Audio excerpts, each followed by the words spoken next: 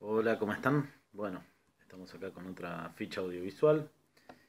En esta oportunidad, esta ficha está dedicada a sintetizar algunas cuestiones que se encuentran en el programa y en el plan de prácticos.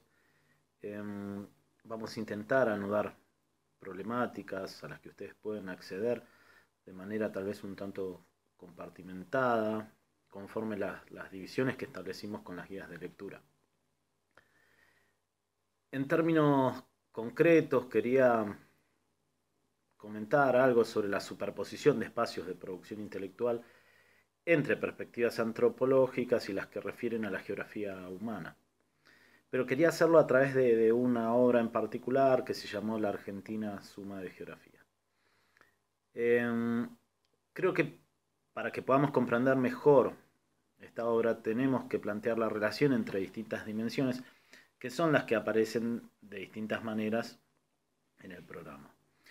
En primer lugar, esta reconstrucción convoca a la producción editorial y teje puntos en común con lo que ustedes pueden encontrar en las formulaciones de Guillermo como geografías populares.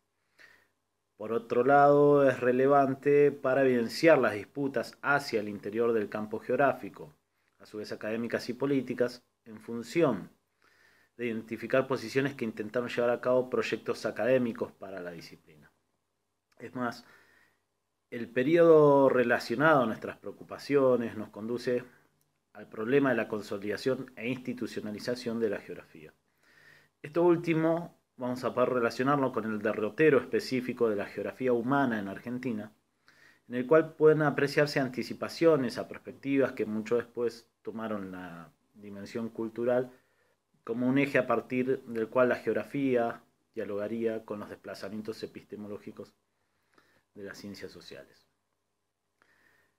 Entonces lo que vamos a intentar realizar es un tipo de articulación temática para recuperar la complejidad de la conformación de discursos, prácticas y saberes geográficos.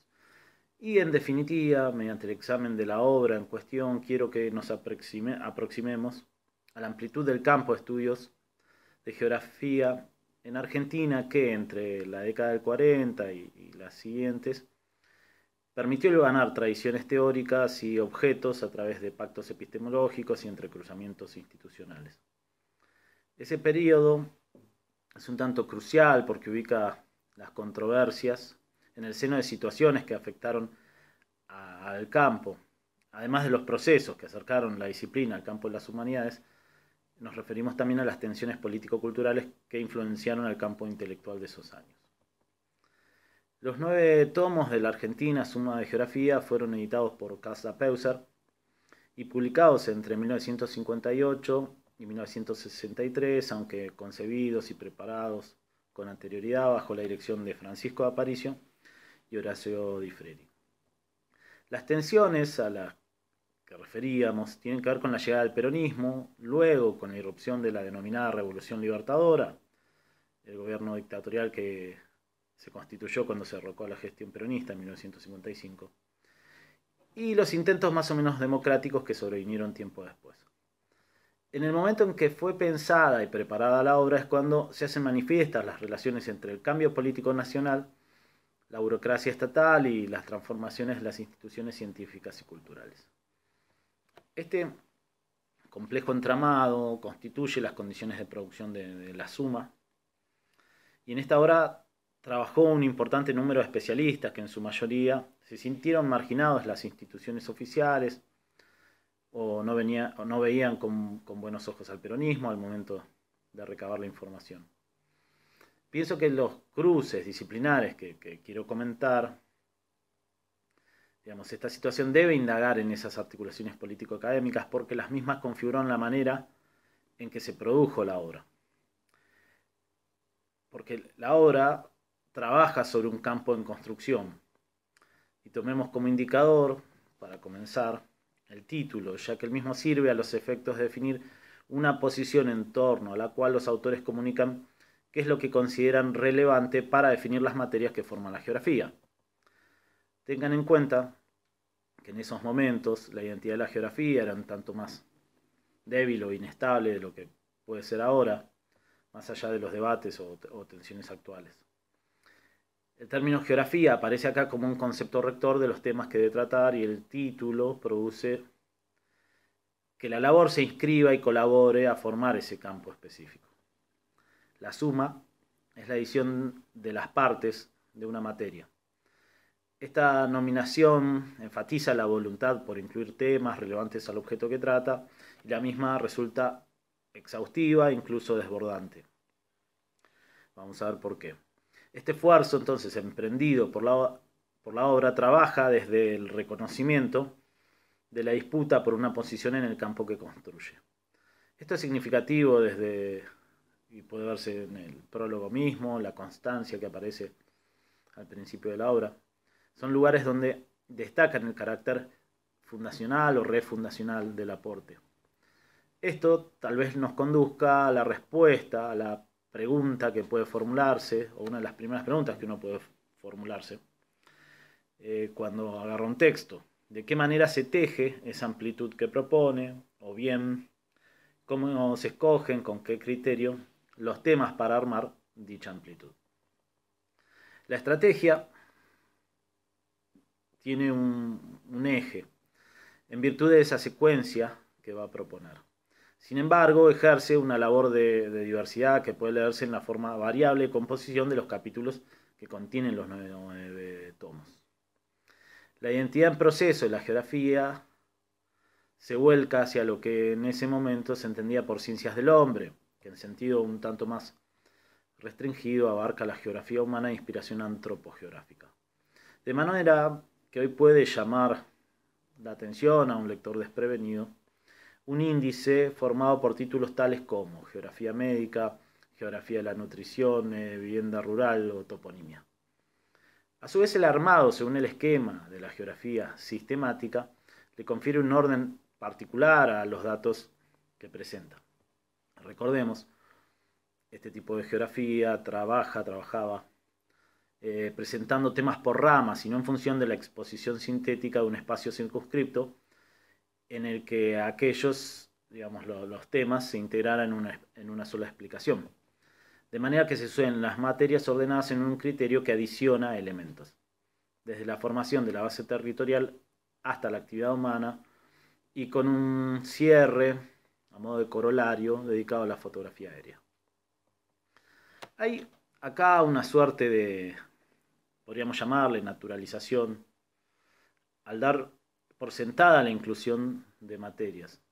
Produce ese efecto a la par también la obra de construir un lector entendido, o más o menos entendido, oculto. Pero como un diccionario, la suma se sustenta también por su utilidad, cosa propia de las geografías populares, por otra parte. La utilidad tiene que ver con la exhaustividad que cubre temas, a la par que erige a los autores como voz autorizada en esta puesta al día y ampliación de un vocabulario geográfico. La trayectoria de los autores es diversa, prestigiosos y aspirantes, nuevos, viejos, naturalistas, personas venidas de las humanidades, desplazados, consolidados, una identidad de grupo, colaboradores excepcionales. Y estas marcas que se sobreimprimen en las páginas dan cuenta de un estado particular del campo. El examen sobre la manera en que fue llevado este contenido, escrito por esos autores, pone de relieve la historicidad del índice que estamos comentando. Los libros de geografía, tanto en las versiones populares como en las destinadas a especialistas, van a ser los vehículos de proyectos disciplinares y tendrán funciones específicas en el campo. La configuración de un presente es tal vez la actualización de un campo de conocimiento que lo precedió. En este caso es la actualización, en tensión con su presente, pero de un discurso que fue tejiéndose desde décadas atrás en cátedras y sociedades que estructuraron a redes de individuos que se autodenominaron geógrafos, en algunos casos no excluyentemente. El estudio, para hablar un poco, de los derroteros institucionales que se relacionan con esta obra, vamos a empezar diciendo que el estudio de los pueblos primitivos convocó a geógrafos y antropólogos. Ambas disciplinas, de alguna manera, pueden recurrir a antecedentes comunes en las exploraciones del siglo XIX. Medio natural y poblaciones autóctonas se integraron en una unidad explicativa a través del concepto de territorio. Horacio Capel nos explica que los geógrafos llegaron a considerar incluso la etnografía como parte de su ciencia. Pero acá, de todas maneras, tenemos razones para sospechar que en Argentina la intersección más clara se dio con la arqueología y no con la etnografía. Esta convergencia tuvo influencia en las maneras de desarrollar los trabajos de campo y el trabajo de gabinete, dado que en ese marco la relación etnográfica entre investigadores y población autóctona era considerada como una suerte de obstáculo epistemológico, como apuntan por ahí Sussman y Podgorny en algunos escritos sobre el tema. En cambio, el modelo arqueológico proveía los instrumentos para la observación directa de los vestigios del pasado y de las adaptaciones actuales, relegando a los documentos oficiales la tarea de la extracción de la información etnográfica. El desarrollo institucional de ambas disciplinas estuvo imbricado en Argentina, en particular desde la conformación del Instituto Geográfico Argentino en 1879, y como tuvimos oportunidad de ver en otros prácticos, en otros textos, esta institución nace a instancias de Estanislao Ceballos y estuvo comprometida con el proyecto de otorgar un territorio material y simbólico al Estado, mediante el reconocimiento, la medición, el cartografiado, la exploración de espacios de reciente ocupación. Estas propuestas se continuaron con la Sociedad Argentina de Estudios Geográficos, GEA, en otro contexto y con las primeras cátedras de la Facultad de Filosofía y Letras de la UBA, con un marcado perfil naturalista en un principio. Sin embargo, ahí, digamos, en este proceso que estoy comentando muy someramente, es en ese mismo ámbito espacio-temporal anida otro proyecto ligado más estrechamente a nuestro problema, que se relaciona con el Museo Etnográfico y con el Instituto de Geografía de la UBA. En 1904, Ambrosetti crea el Museo Etnográfico en la Facultad de Filosofía y Letras de la UBA, en continuidad con su actividad en el Museo de Liga, del Instituto Geográfico Argentino. Va a ser por primera vez un ámbito diferenciado de las ciencias naturales. El derrotero institucional que estamos comentando nos lleva hasta Félix Oates, para que podamos subrayar la conexión que queremos destacar entre la cercanía de los procesos de institucionalización de la geografía y la antropología, por un lado, y con el desarrollo de una línea de la geografía humana.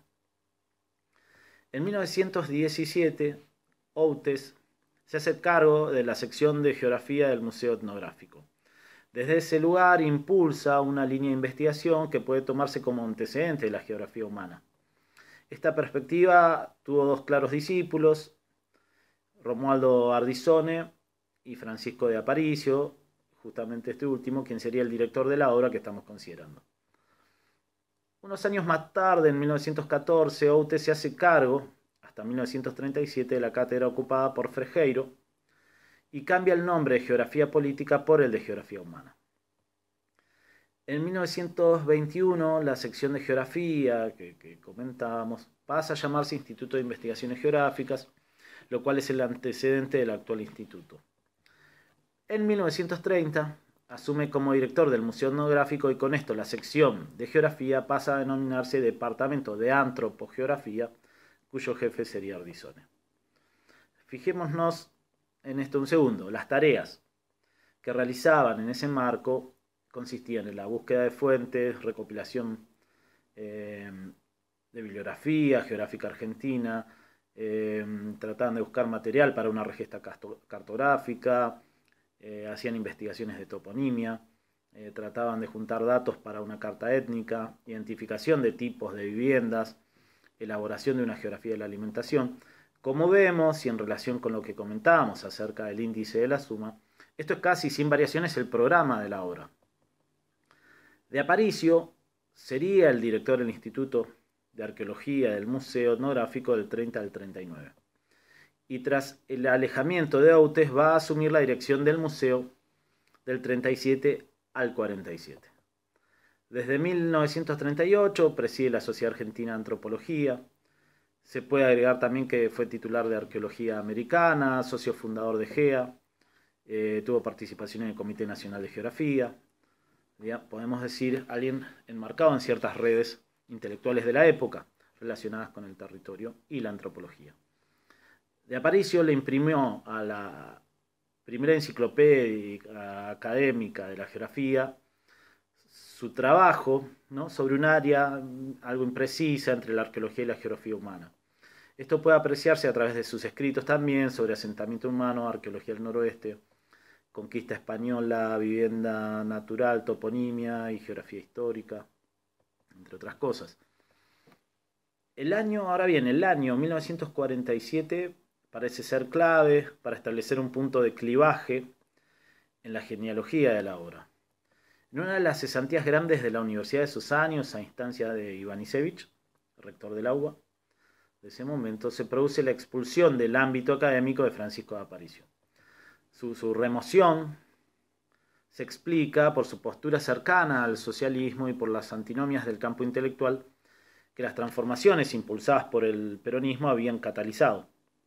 Los profesionales que siguieron ligados a GEA tuvieron posiciones más orgánicas, ¿sí?, posiciones de organicidad intelectual hacia el Estado, y ligados a la figura de Federico Daus. Las fuentes consultadas, en este sentido, entrevistas, memorias o documentos, nos revelan que desde las actividades del museo de Aparicio venía nucleando a jóvenes que volcarían su carrera a la geografía, como lo recuerdan Di Frieri, Chiosa o Fraboski.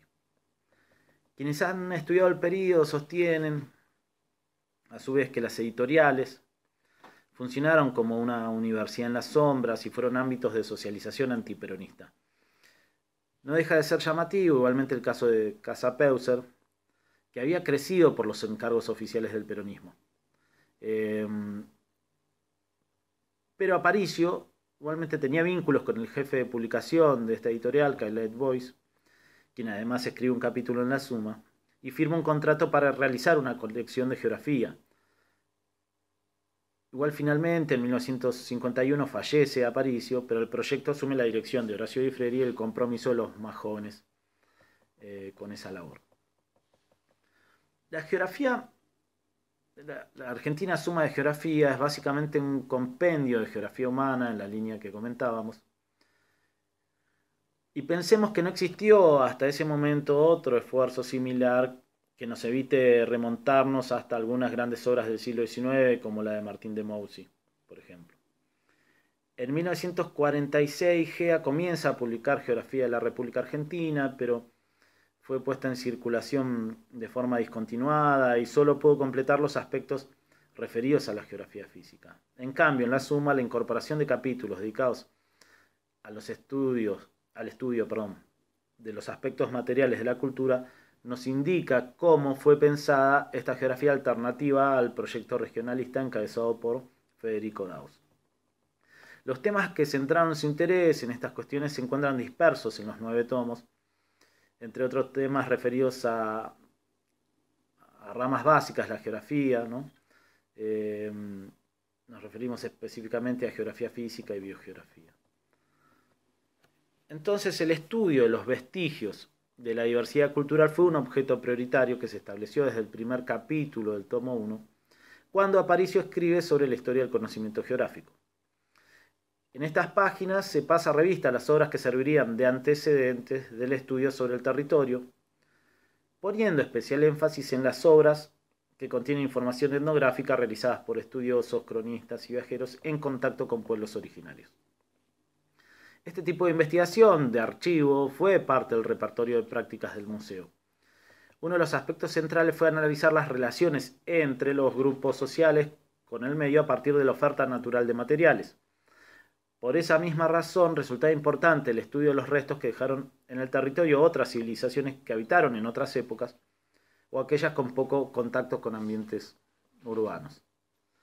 El temario está compuesto también por títulos como Historia de la agricultura, la ganadería y la industria, cría de animales, cultivos, población indígena y colonial, población en la etapa independiente, estructura de la población, formación del Estado, cuestiones limítrofes, geografía médica de la alimentación, historia de la cartografía y toponimia. No es cuestión igual acá de comentar cada materia, pero Tomemos brevemente el capítulo 6 del tomo 7 dedicado a la vivienda rural para ejemplificar. Este había estado reservado de Aparicio, pero fue continuado y firmado por Elena Chiosa y Cristina Correa Morales de Aparicio, viuda de Aparicio. Este comienza explicando la pertenencia del estudio sobre la vivienda a la geografía, sosteniendo el argumento en función de factores físico-geográficos y antropogeográficos que convoca. La vivienda rural en este esquema cumple una misión, una función específica en el género de vida. Género de vida, concepto rector sobre la adaptación de una población al medio en las monografías regionales. Esta función cobra sentido en su relación con el concepto de vivienda natural. ¿Sí? Vivienda rural tiene una relación con el concepto de vivienda natural desarrollado por Aparicio. Aquellas viviendas rurales hechas exclusivamente con materiales suministrados por el medio circundante. Su estudio colaboraba en las tareas de apreciar la influencia del factor humano a través de las exigencias impuestas por el género de vida en distintos paisajes. La oferta natural de materiales, en este sentido, determina las adaptaciones de los grupos sociales con el medio. La vivienda rural devenía, entonces, en objeto ideal para este tipo de estudio, por el relativo poco contacto con áreas urbanas, y esto le confería la naturalidad a sus viviendas. Los ataques a esta obra vendrían por el tipo de geografía propuesta, que incluía la dispersión temática comentada. Mariano Zamorano, desde la Universidad Nacional de Cuyo, escribía 3 reseñas a medida que se completaba el plan de obra, con los cuales reprochaba la falta de sentido geográfico. Esto quería decir en ese momento, la falta de sentido geográfico, la ausencia de la visión sintética propia de la geografía regional, y le reprochaba también el tratamiento de capítulos según el esquema de ciencias auxiliares. Agregaba además su crítica por la incursión en lo etnográfico y la escasa interpretación de los datos que presentaba, digamos, una interpretación que pudiera restituir algún tipo de totalidad. Zamorano tomaba nota de la diversidad temática y exhortaba a que en el futuro la geografía regional recompusiera la síntesis propiamente geográfica. En ese sentido, para concluir, podemos decir con cierta ironía que una de las autoras de la obra, Elena Chiosa, hizo caso de ese pedido, ¿no? Me refiero al pedido de que la geografía regional recompusiera la síntesis. Y van a tener oportunidad de ver cómo Elena Chiosa pudo hacer caso y recomponer esa síntesis a través de las obras de geografía regional importantes que se hicieron en Argentina.